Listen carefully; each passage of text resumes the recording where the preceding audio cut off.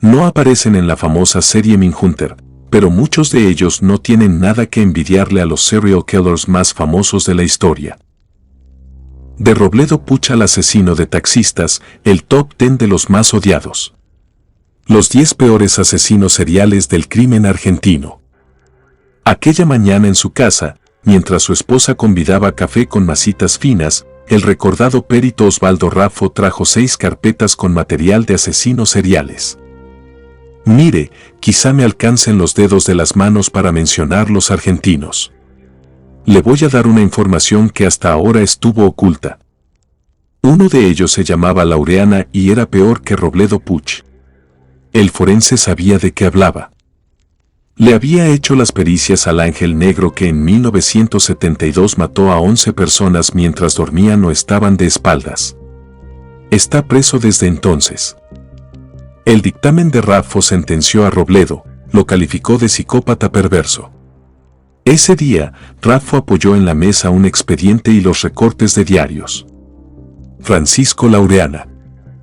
Artesano, era alto, tenía físico de atleta y atacaba a sus víctimas los miércoles y jueves a las 6 de la tarde. San Isidro era su coto de caza. Laureana mató, en 1975, a 11 mujeres y niñas y atacó a otras tantas.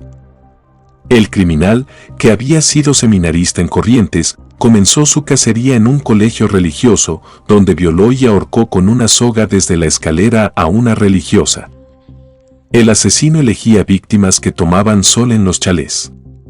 El predador acechaba desde afuera y daba el zarpazo ante el menor descuido. Atacaba los miércoles y jueves a las 18. Como todo serial, vivía una etapa de enfriamiento entre cada crimen, afirmó Raffo, que investigó a Laureana. Antes de salir de su casa, el asesino le decía a su esposa que cuidara a sus 3 hijos, no saques a los nenes a la calle porque andan muchos degenerados dando vueltas, le decía. Mataba estrangulando, ahorcando, disparando. De cada víctima se llevaba un objeto, que guardaba en una bota. No dejaba rastros y a veces volvía al lugar del hecho para rememorarlo. En uno de los ataques, al salir de una casa, un hombre lo vio. Él le disparó. El testimonio del sobreviviente sirvió para confeccionar un identikit. Cuando la policía le preguntó al testigo si podía identificar al asesino, contestó, de esa cara no me olvidaré nunca en mi vida. Para atraparlo le pusieron varios anzuelos, policías con peluca rubia y mujeres tomando sol en piletas. Nunca lo mordió. Su último ataque no llegó a consumarse. Una nena lo vio parecido al identikit que estaba pegado en la heladera y le contó a su madre. La mujer simuló llamar a su marido y el asesino, sonriente, se retiró a paso lento. Murió abatido por la policía, cuando se escondía en un gallinero antes de ser descubierto por un perro. En el lugar, hallaron 2 gallinas estranguladas. El prestigioso perfilador criminal Luis Alberto Di Santo agrega nombres a esta lista oscura del crimen argentino. No hay que olvidarse de Grosciel I. Lo de Marcelo Antello es discutible, aunque la serialidad tiene varias caras. Me resulta llamativo unos casos ocurridos en 1910 que figuran en un par de libros y en la revista Caras y Caretas y sucedieron en la Patagonia. Entre indígenas y gauchos chilenos mataban a comerciantes sirio-libaneses y luego se los comían. Es un extraño caso de serialidad colectiva. Otro caso, pero mucho más reciente, es el de Claudio Gil, que odiaba a los homosexuales. Crímenes de odio Claudio Gil.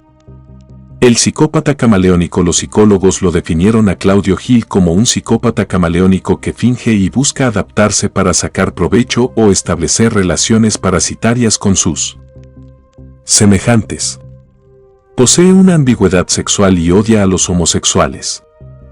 En 1992 lo detuvieron por robo de auto, pero 5 años después, cuando salió de prisión, mató a cuchillazos en La Rioja al comerciante Alberto Herrera, a quien además quemó adentro de su auto.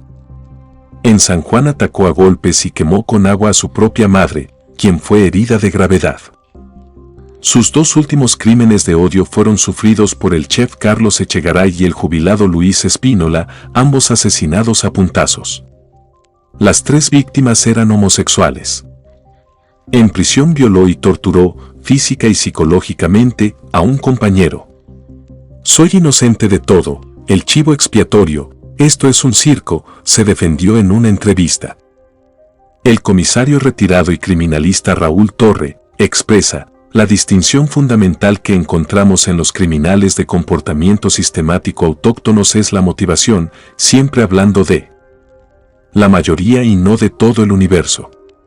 En nuestro medio han tenido siempre una carga o bien sexual o bien económica. En otras latitudes estas variedades de móviles se enriquecen con fines altruistas, pseudopolíticos o religiosos. En la Argentina una excepción a aquel concepto es Marcelo Antelo, quien subsidiariamente a lo económico, robaba. Tenemos una importante carga religiosa, pagana, pero religiosa al fin. En nombre de San Lamuert Marcelo Antelo, 26 años, fue condenado a cadena perpetua por 4 asesinatos ocurridos entre febrero y agosto de 2010 en la villa 1 de noviembre de 14. En Wikipedia dice: ocupación, asesino serial. Sus víctimas fueron Jorge Mancilla, Rodrigo Escurra, Pablo Saniuk y Marcelo Cabrera, a quien mató de 9 balazos. Solo se los había cruzado por la calle. En esta historia hay drogas, delitos y un culto a San la Muerte. Se cree que cometió otro asesinato más, pero no pudo ser probado. El asesino nunca habló con la prensa. Quizá no lo haga nunca. Ojalá te pudras en la cárcel, lacra, le gritó uno de los familiares de una de las víctimas. Marzo de 1988. Los escenarios, descampados, rutas o cerca del mar, y el fetichismo del criminal recuerdan las historias de los asesinos de The Fall y The Killing. El matador buscaba a sus víctimas cerca del mar, en los hoteles, alojamientos y en cabarets. La primera víctima fue encontrada el 18 de octubre de 1987. Se llamaba Ana María Palomino, era santiagueña, tenía 16 años y trabajaba como empleada doméstica. El cuerpo apareció en la Barranca de los Lobos, una playa ubicada en Chapatmalal, al sur de Mar del Plata. Los peritos confirmaron que fue violada y que la estrangularon con su bombacha. Ese día, en un campo de golf, encontraron herido al novio de la chica. A la policía le dijo que los había secuestrado un hombre que se hizo pasar por policía. Les pidió los documentos y como tenían menos de 18 años dijo que los iba a detener. Nos paró a la altura del Torreón del Monje. Nos apuntó con un arma y nos hizo subir a un Peugeot 504 verde claro. Nos ató. A mí me hizo bajar en el Golf Club Los Acantilados. Me disparó y me dio por muerto. A ella se la llevó, declaró el joven. La bala le entró en el pómulo y lo desmayó. Celso Arrastía. Asesino serial de Mar del Plata. El serial killer volvió a atacar en mayo de 1988, cuando estranguló en un hotel de la terminal a Nélida Mabel Quintana, de 53 años. Días después, Margarita Inés López, una prostituta de 29 años, fue asesinada en un albergue transitorio de Santa Fe y Falucho, cerca del centro. Otra víctima fue Mónica Susana Petit de Murat, nieta del escritor Ulises Petit de Murat, asesinada en agosto de 1987. Hubo una quinta asesinada, encontrada muerta en un hotel de La Perla. Entre 1987 y 1988, la ciudad de Mar del Plata se vio conmovida por una seguidilla de crímenes sexuales, publicó el diario marplatense La Capital. Hasta se difundió el identikit del sospechoso. El misterio llegó a su fin en septiembre de 1988, una mujer denunció a su pareja, Celso Luis Arrastía, de 35 años, por esos crímenes. Lo detuvieron después de que le encontraran prendas de algunas de las víctimas. Se supo que el sospechoso captaba víctimas en el cabaret de su novia. Un año después, la Cámara Federal lo condenó a 25 años de prisión. Pero solo pudieron probar 2 de los 5 femicidios. Arrastia fue el único asesino serial de la historia criminal de Mar del Plata. Porque el llamado loco de la ruta, al que le adjudicaban los asesinatos de 6 prostitutas, resultó una farsa. Los asesinatos fueron cometidos por bandas mixtas integradas por expolicías y narcos. En Batán tuvo conducta ejemplar 10. En su celda recibía cartas de admiradoras. El criminólogo Raúl Torre estudió el caso y llegó a esta conclusión, tal como ocurrió con asesinos seriales de la talla de Ted Bundy, que tenía un club de fans. Arrastia tuvo seguidoras, pese a que mató a 5 mujeres. Su mujer era dueña de un prostíbulo y él se llevaba a las alternadoras, las violaba y después las mataba. Cumplía un ritual perverso, a cada víctima le dejaba un mordisco en el pezón. Arrastia recuperó la libertad hace 10 años y nunca se supo nada más de él. El loco del martillo. La preocupación por los asesinatos de El Loco del Martillo llegó hasta el mismísimo presidente Arturo Illa. Enero de 1963. Madrugada. Un misterioso hombre entra por la ventana de una casa y mata a martillazos a Emilia Ortiz, una mujer que descansaba en camisón. Huye con joyas y algo de dinero. En 2 meses, el asesino ataca a otras 2 mujeres. Los periodistas de policiales recrean en sus afiebradas mentes los momentos del ataque. Y en lugar de imaginarse a un hombre sediento de sangre que se asoma por la ventana, prefieren poetizar el acto homicida y pensar que antes de cometer el atroz crimen, el sátiro hizo sombras chinescas con una cortina como telón. El barrio Lomas del Mirador entra en pánico. Las fábricas autorizan a las mujeres a salir antes de que anochezca. No vaya a ser que tengan la desgracia de cruzarse con el asesino. Los diarios lo llaman el vampiro del martillo. La preocupación ha llegado hasta el mismísimo presidente Arturo Illa. La policía difundió un identikit. El matador es un joven con bigote, pelo ondulado y un rostro digno de la galería tremebunda del Lombroso. Los vecinos se arman con garrotes y cuchillos. En la furiosa cacería golpearon a 2 inocentes cuyo único delito era tener bigote y pelo ondulado. La psicosis colectiva terminó el lunes 26 de marzo de 1963. La leyenda dice que ese día, 2 policías novatos se cruzaron con Aníbal González Higonet, un carterista que tenía bigote, pelo ondulado y una bolsa de arpillera en la que llevaba una sevillana.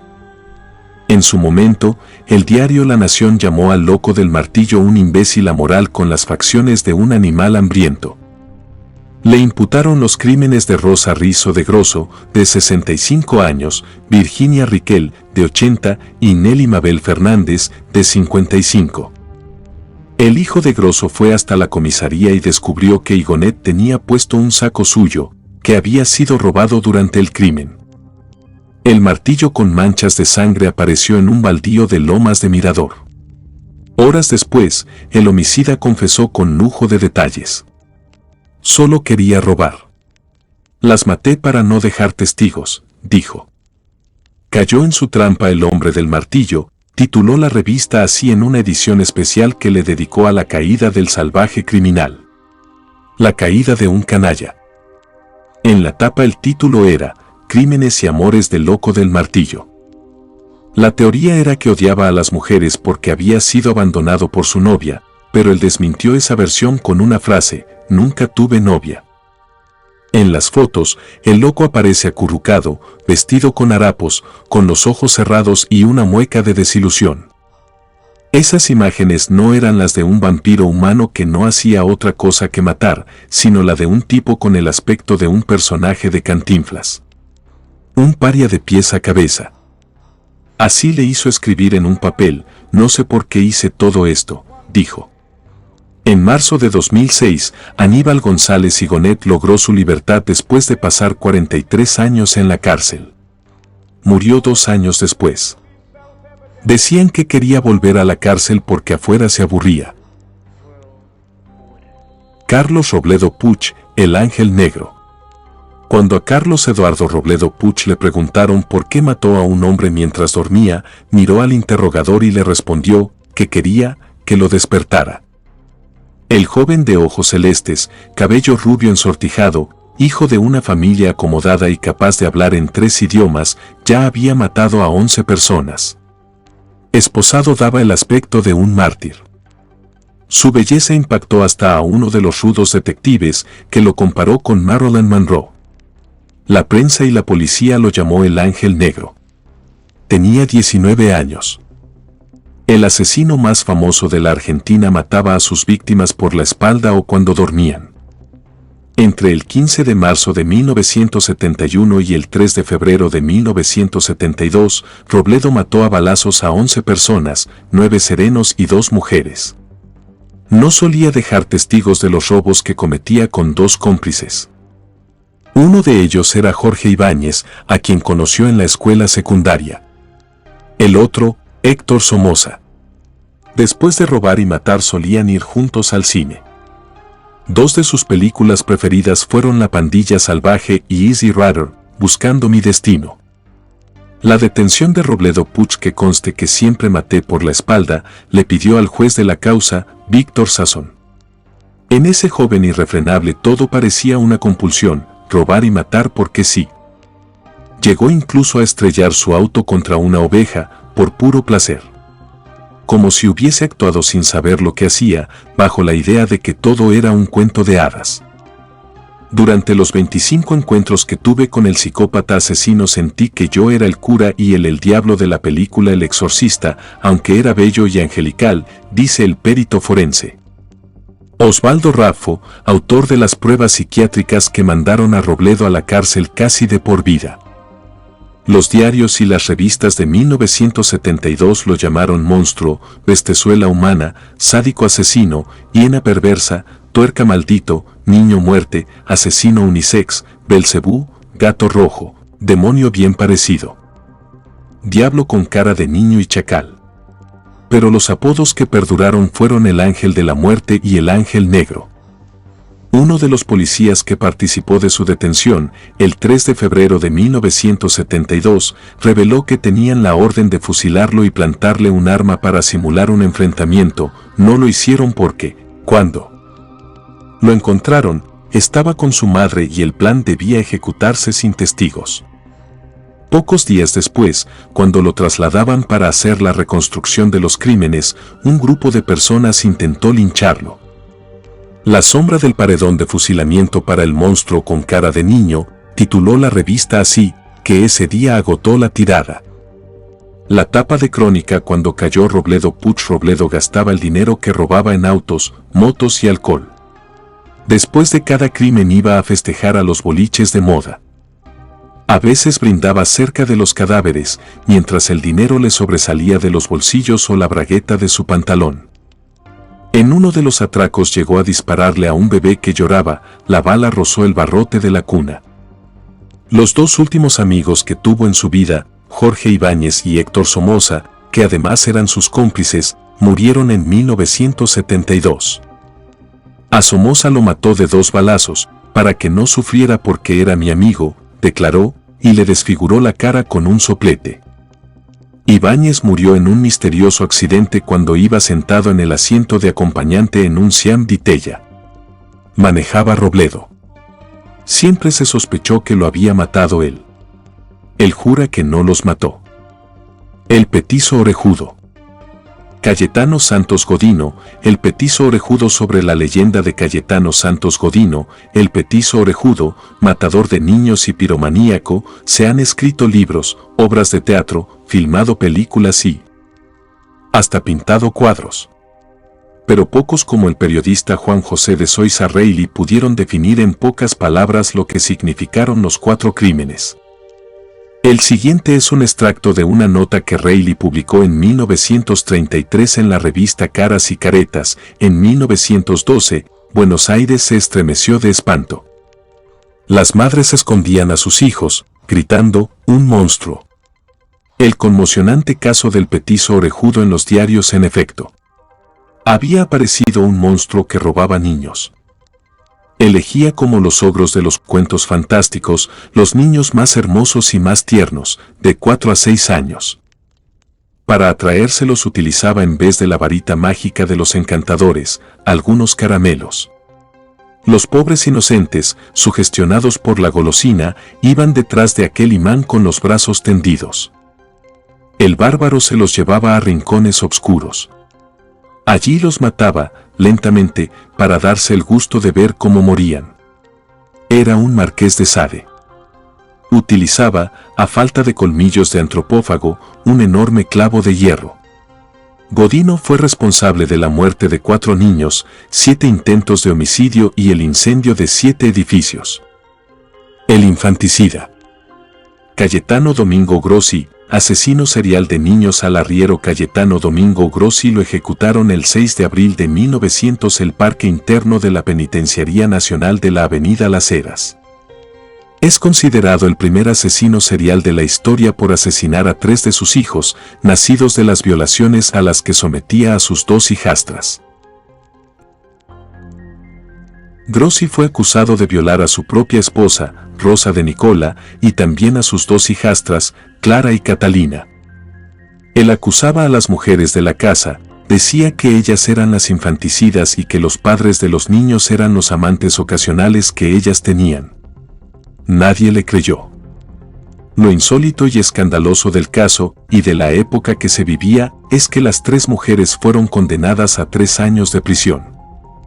El asesino de taxistas Ricardo Luis Melogno, el asesino serial de taxistas, fue retratado magistralmente por Carlos Busquet, el gran escritor fallecido el de 29 de marzo, en el libro Magnetizado. Los mataba en mataderos. Tenía 20 años. Por esos días de septiembre de 1982 se hablaba todavía más fuerte y con cierta exasperación, casi con violencia, sobre un tema excluyente que se vivía como una amenaza.